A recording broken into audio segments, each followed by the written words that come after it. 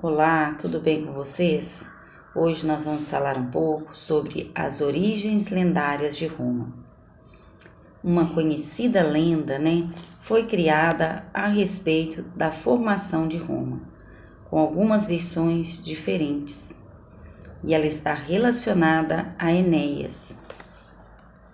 É um guerreiro troiano, que o deus Poseidon teria protegido e impedido de ser morto pelo herói Aquiles e aos gêmeos Rômulo e Remo, que teriam sido amamentados por uma loba.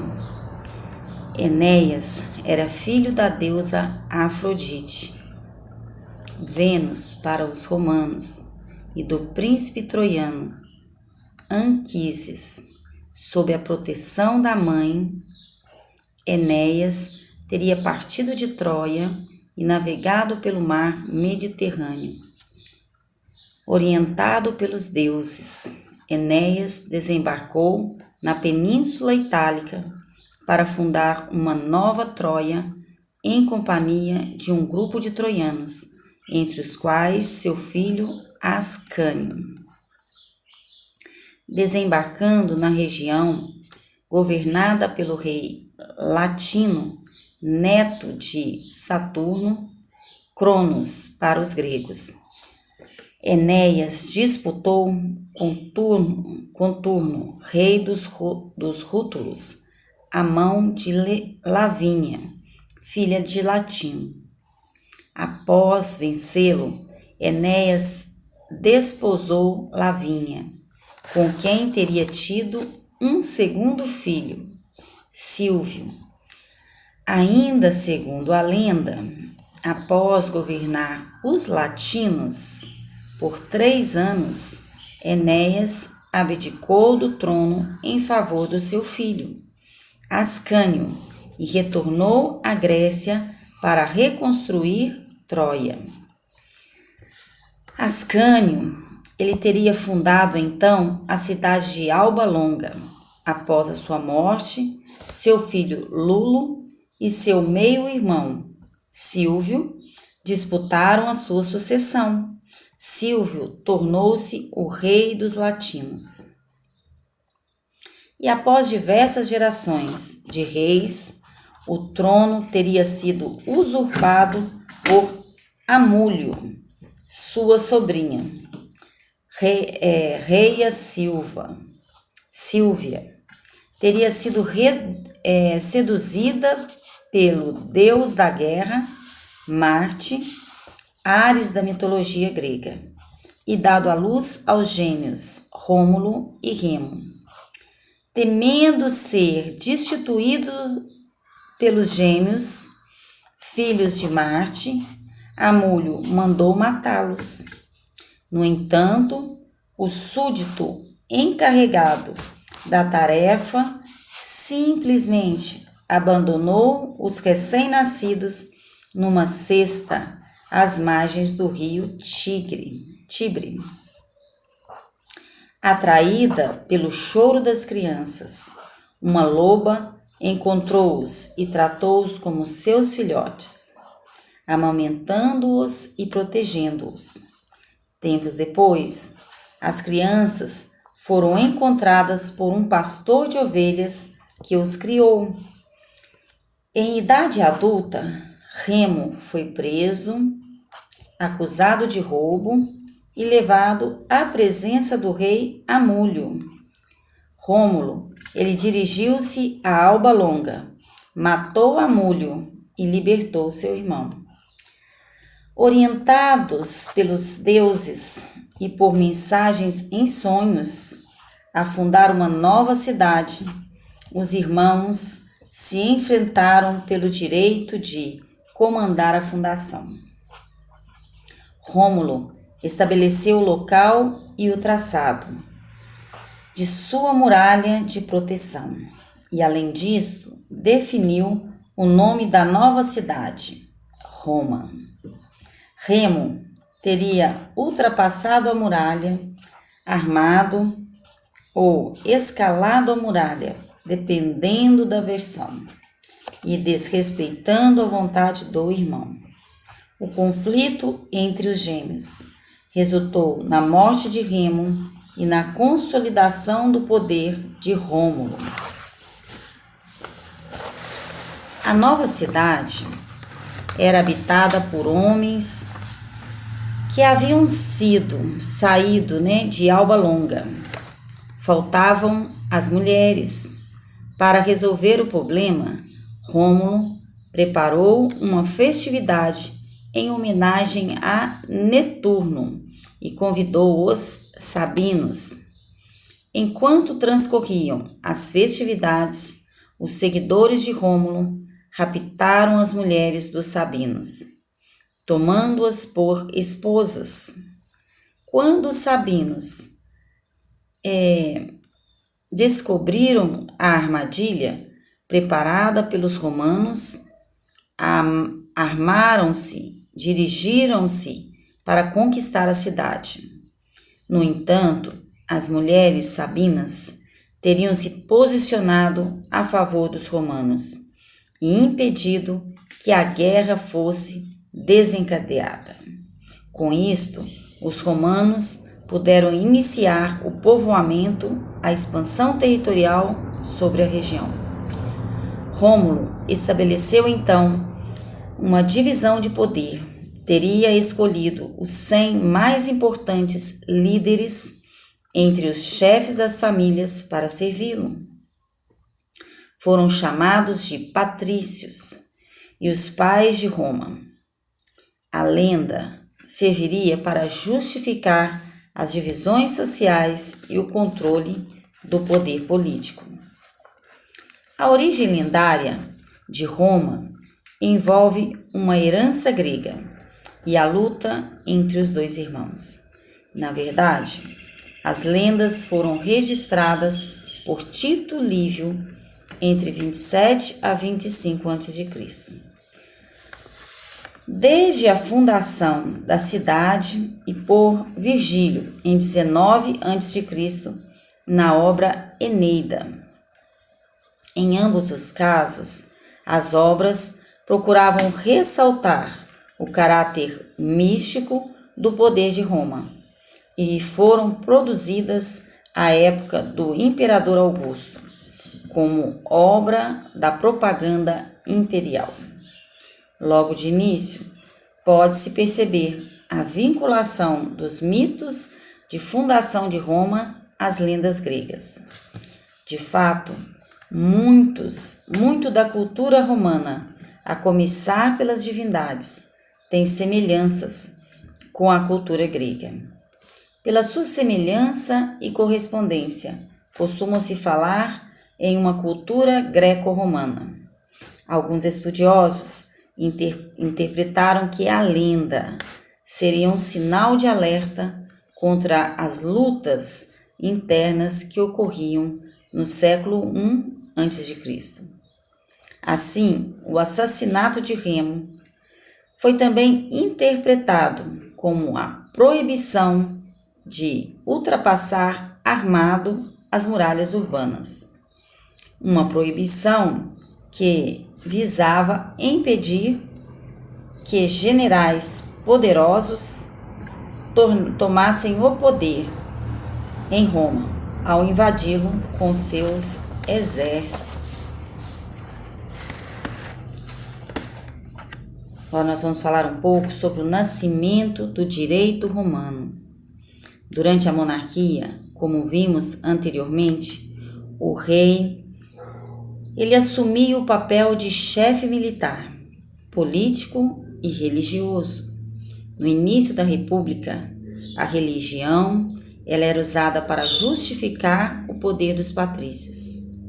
E eles se diziam os preservadores das tradições sagradas. Aos poucos, os romanos foram abandonando as ligações entre religião e política. Suas leis passaram a ser resultado das discussões entre os senadores e das interferências dos tribunos da plebe. Como na Grécia Antiga, a legislação ia se afastando da religião. Com as lutas sociais, a república foi perdendo seu caráter essencialmente aristocrático e passou a ampliar o espaço de participação política e direitos às camadas plebeias. Mas não chegou a se estabelecer como uma democracia, a exemplo daquela que se constituiu em Atenas. À medida que foram escritas, discutidas e reformuladas, as leis se separavam das crenças religiosas. Um importante passo foi dado quando o estudo e a interpretação das leis passaram das mãos dos sacerdotes para os dos juristas, que analisaram, classificaram e buscaram soluções para os problemas jurídicos. Para muitos, o direito seria a maior herança romana para as sociedades contemporâneas, e ele influenciou a formação das leis na maioria dos países ocidentais, inclusive no Brasil. A solução do conflito entre patrícios e plebeus criou um sentimento de união, que foi fundamental para o fortalecimento do exército. Roma se tornou, antes de tudo, uma sociedade de guerreiros, como veremos, por exemplo, as conquistas romanas, entre os séculos 5 a 3 a.C., as forças militares romanas, elas obtiveram vitórias sobre os demais povos da Península Itálica. E por meio de uma bem-sucedida política de alianças, Roma entendia seu poder sobre a região. Ao contrário do que comumente acontece na antiguidade, os romanos não escravizavam completamente os povos submetidos, nem confiscavam todas as suas terras. Algumas comunidades derrotadas mantinham um governo próprio, mas eram obrigadas a contribuir com soldados para o exército romano. Outros povos conquistados recebiam cidadania parcial ou total, e dessa forma Roma transformava antigos inimigos em aliados e, finalmente, em cidadãos. Dando acesso à cidadania romana, a boa parte dos italianos ampliou seu exército e transformou-se numa pequena cidade-estado, em uma grande potência. Logo após afirmar a supremacia na Península Itálica, Roma envolveu-se num longo conflito contra Cartago e outra grande potência do Mediterrâneo Ocidental. A vitória nas chamadas Guerras Púnicas permitiu-lhe que assumisse o controle do Mediterrâneo Ocidental. Fundada, em 800 a.C. pelos fenícios, a cidade norte-africana de Cartago tornou-se um poderoso centro comercial. Sua riqueza era proveniente de forte atuação comercial no Mediterrâneo Ocidental. Sua língua era uma variação do fenício e era denominada língua púnica. Além disso, dispunha de uma potente frota militar, muito temida pelos povos vizinhos. Os cartagineses conquistaram um império que abrangia, entre outras regiões, o norte da África, a Tunísia da atualidade, e territórios do litoral da Península Ibérica, Espanha e Portugal, que era o que equivale a Espanha e Portugal atuais, e a região leste da Sicília, a Itália, a atual Itália. A guerra, entre Cartago e Roma teve início pelo domínio da ilha de Sicília, no mar Mediterrâneo. O governo romano ele temia que Cartago usasse a ilha para atacar as cidades próximas que eram suas aliadas, ou ainda para interferir em seu comércio. E em 264 a.C., os dirigentes romanos decidiram por uma intervenção militar na Sicília, e tinha início então a Primeira Guerra Púnica. Roma sofreu severas perdas. A destruição de um exército que invadiu a África do Norte e a perda de centenas de navios em batalhas e tempestades.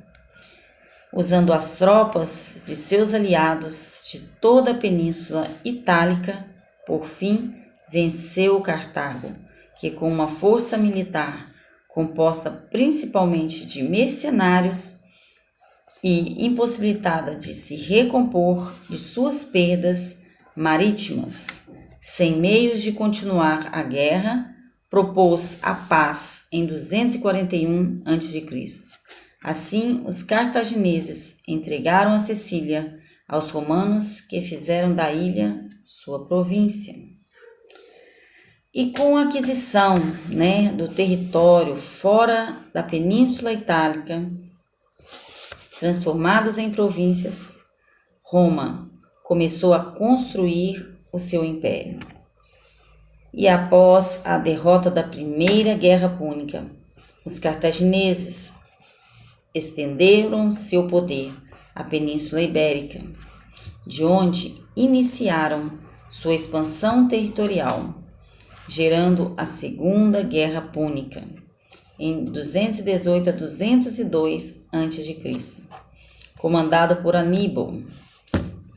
O exército cartaginês, com mais de 100.000 soldados, avançou para o norte da Península Itálica e, na Batalha de Canas, destruiu completamente um exército romano de 60.000 soldados, a maior concentração de forças isoladas que Roma já pusera em campanha. Suas tropas contavam com aproximadamente 40.000 homens e grande número de elefantes. As técnicas de combate inventadas por Aníbal nas batalhas que travou contra os exércitos romanos tornaram-se famosas, e o emprego da armamentação pesado, e de movimentação surpreendente no palco de operações faz parte do legado transmitido por aquele que muitos consideram um dos maiores generais da antiguidade.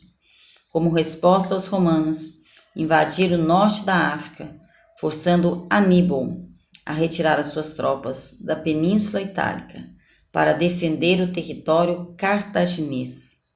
Aníbal, que venceram todas as batalhas na península, foi derrotado em Zama em 202 a.C., e essa batalha assinalou o fim da Segunda Guerra Púnica.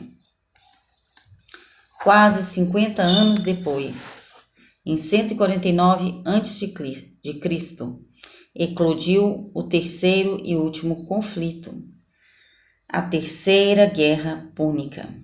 Os romanos, ainda preocupados com o poder econômico cartaginês, invadiram Cartago. A cidade foi completamente arrasada, teve seu território transformado em província romana e seus habitantes escravizados, inclusive crianças e mulheres. E a vitória transformou Roma na única grande potência do Mediterrâneo Ocidental. E durante a Segunda Guerra Púnica, tropas macedônicas haviam auxiliado o general Aníbal contra os romanos. O fortalecimento de Roma acabou por provocar confrontos diretos com os macedônios, e aproveitando-se da insatisfação de muitas cidades gregas, os romanos estimulavam revoltas contra os macedônios. E no decorrer da Terceira Guerra Púnica, tropas da Macedônia foram derrotadas pelo exército romano. E as cidades gregas passaram, a partir de então, a fazer parte das possessões romanas, em função do domínio que estabeleceu no mar Mediterrâneo. Roma, ela acelerou o contato com o mundo grego. Mais do que nunca, a cultura grega iria exercer forte influência sobre eles. E em fins do século III a.C., mestres gregos na condição de escravos ou homens livres foram para Roma, puseram os romanos em contato com a produção intelectual dos gregos. E à medida que conquistaram o Mediterrâneo, generais romanos começaram a transferir bibliotecas e obras de arte das cidades gregas para Roma. Os romanos, eles encantaram-se com o teatro grego e ajudaram a universalizá-lo, copiando ou recriando seus estilos. E foi pela comédia, um dos gêneros teatrais gregos, que os romanos mais se encantaram. Já se disse que, enquanto as tragédias gregas apresentavam aos seres humanos melhores do que são, nas comédias seriam piores do que na realidade o eram.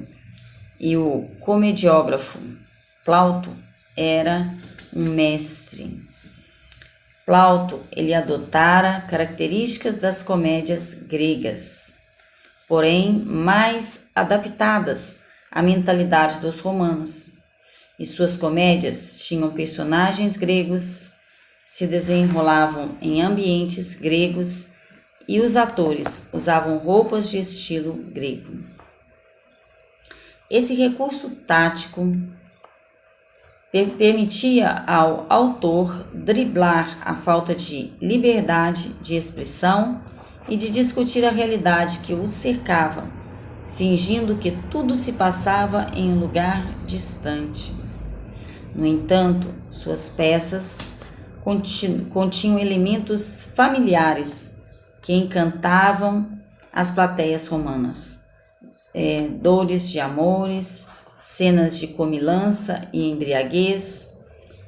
Seus personagens eram bastante populares, gente de conduta duvidosa, jovens preguiçosos, pais acomodados, soldados covardes e ricos mesquinhos.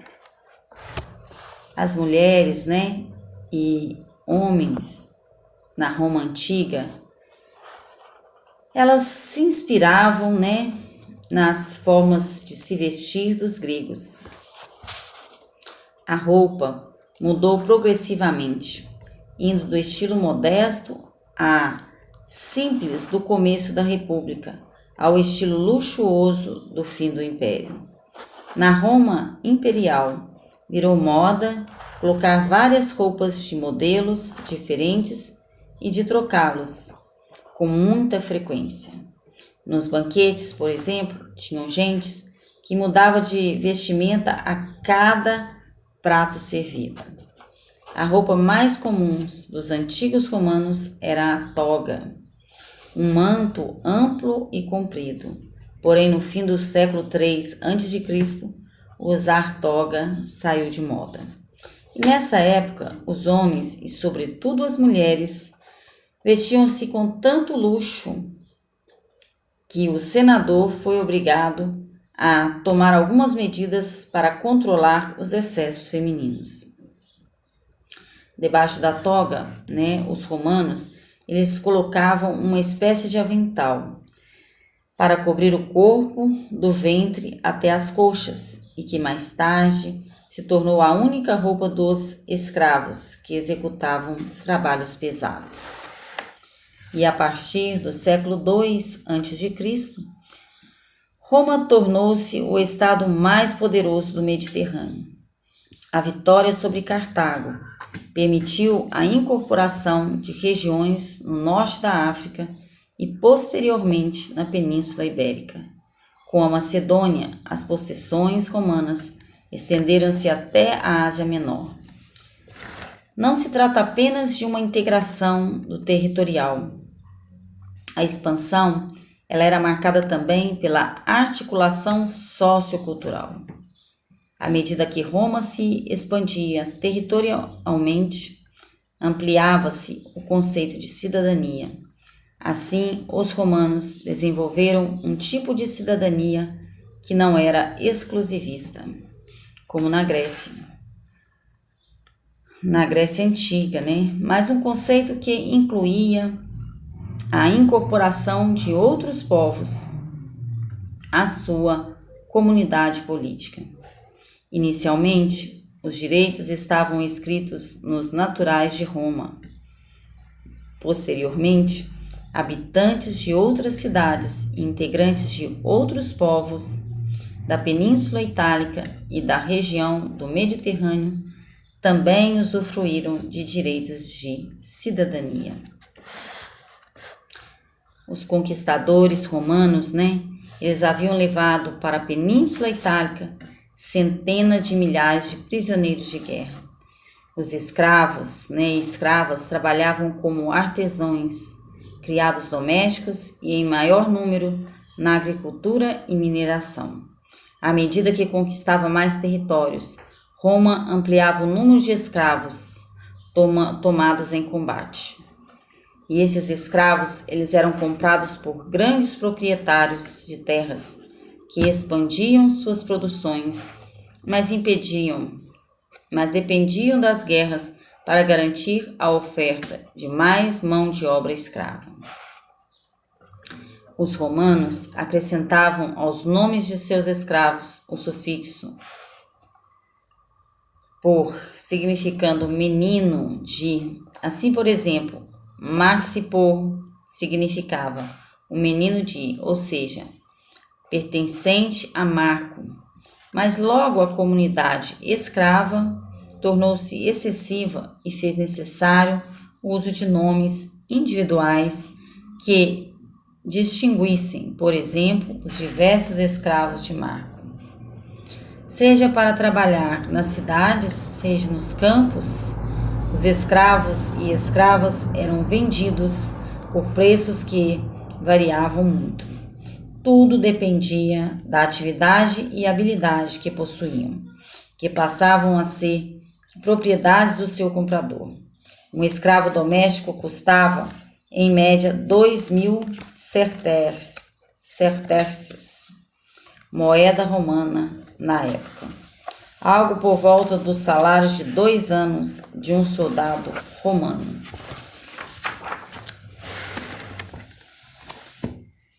E durante as guerras de expansão, muitos camponeses serviram ao exército por longos períodos e suas terras de cultivo ficaram abandonadas.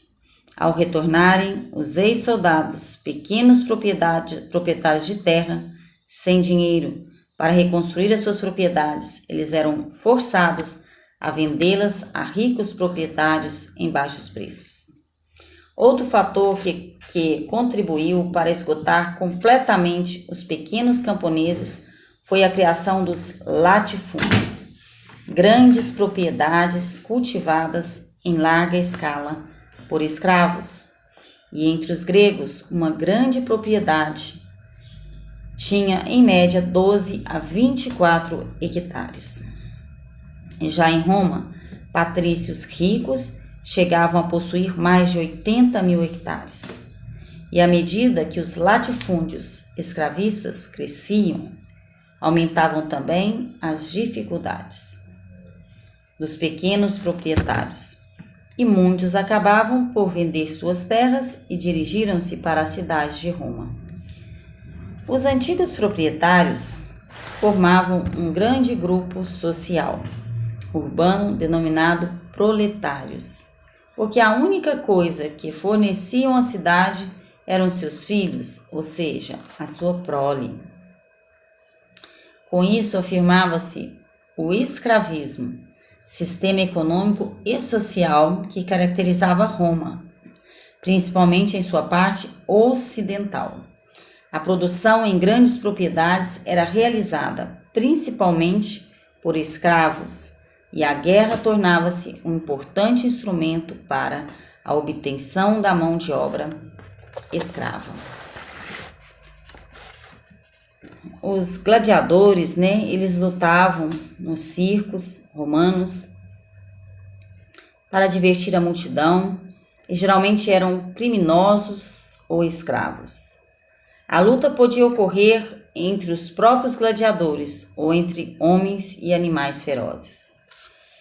Apesar da possibilidade de comprarem sua própria liberdade, eram tratados geralmente com dureza, o que originou sangrentas revoltas, como a liderada por Espartaco, no século I a.C., e essa rebelião abalou a poderosa Roma. Espartaco nasceu na Trácia, região situada no norte da Grécia, e no princípio do século I a.C., ele era pastor e foi capturado pelos romanos. Tornou-se soldado do império, desertou, mas foi novamente preso, e vendido como escravo em Capua, no sul da Península Itálica, ao proprietário de uma escola de gladiadores. E no ano 73 a.C., fugiu com um grupo de companheiros e refugiou-se no Monte Vesúvio, para onde convergiam outros escravos fugitivos. Espartaco chegou a formar um exército poderoso que, por diversas vezes, derrubou as tropas romanas. Foram necessários 8 legiões romanas para derrotar os escravos revoltosos, que resistiam por quase 2 anos. As legiões eram unidades do exército com quase 5.000 soldados e enfrentavam o inimigo com couraça, capacete e escudo. Espartaco morreu em combate e os generais romanos crucificaram 6.000 prisioneiros na Vila Ápia, principal estrada romana. Os escravos que conseguiram escapar foram massacrados na Etrúria pelo exército de Pompeu. E em 133 a.C., o tribuno da plebe Tibério Graco propôs uma reforma agrária em Roma.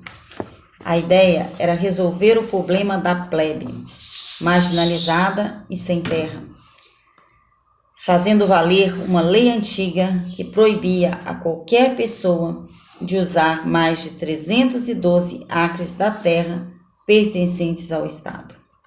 Para se ter uma noção de tamanho, um acre corresponde a cerca de 1/4 de um hectare.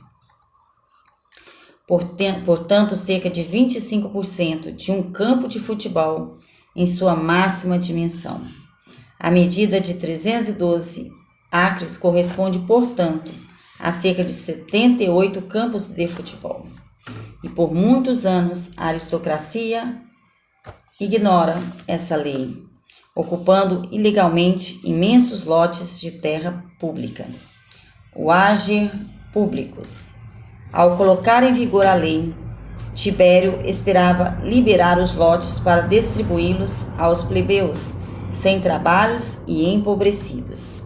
O grupo social dos patrícios se opôs radicalmente ao projeto, pois ele ameaçava suas propriedades. E para preservar os seus interesses, os senadores e patrícios, eles tramaram o assassinato de Tibério e de cerca de 300 de seus partidários, cujos corpos foram lançados ao rio Tigre. Posteriormente, a questão agrária foi retomada por Caio Graco irmão mais novo de Tibério. Caio, um orador talentoso, logo conquistou o apoio da plebe marginalizada e acabou sendo eleito tribuno em 123 a.C. E ele reapresentou o plano de distribuição de terras de seu irmão e, tal como ele, despertou o ódio dos senadores. Desencadeou em Roma uma rápida guerra civil em que Caio Graco, que talvez tenha cometido suicídio, e seus 3.000 de seus seguidores foram mortos. O Senado tornara o assassinato um meio de se desfazer da oposição incômoda. Roma mergulhou em uma era de violência política, que terminou com a destruição da República.